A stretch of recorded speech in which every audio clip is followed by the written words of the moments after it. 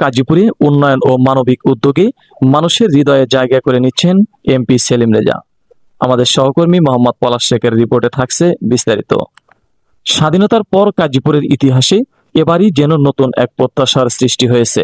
সিরাজগঞ্জ ১ গাজীপুর আসনের সংসদ সদস্য মোহাম্মদ সেলিম রেজা এলাকার দীর্ঘদিনের সমস্যা সমাধানে একের পর এক উদ্যোগ নেওয়ায় সাধারণ মানুষের মধ্যে তৈরি হচ্ছে নতুন আশাবাদ। যমুনার ভাঙ্গন থেকে শুরু করে দুর্গম চরাঞ্চলের যোগাযোগ, শিক্ষা, স্বাস্থ্য, বিদ্যুৎ, কৃষি ও অবকাঠামোগত সংকট প্রতিটি বিষয়কে গুরুত্ব দিয়ে কাজ করার উদ্যোগ নিচ্ছেন তিনি। পাশাপাশি অসহায় ও দরিদ্র মানুষের পাশে দাঁড়িয়ে মানবিক সহযোগিতার হাত বাড়িয়ে দেওয়ায় তার কর্মকাণ্ড দলীয় গণ্ডি ছাড়িয়ে দলমত নির্বিশেষে সাধারণ মানুষের প্রশংসা কুড়াচ্ছে।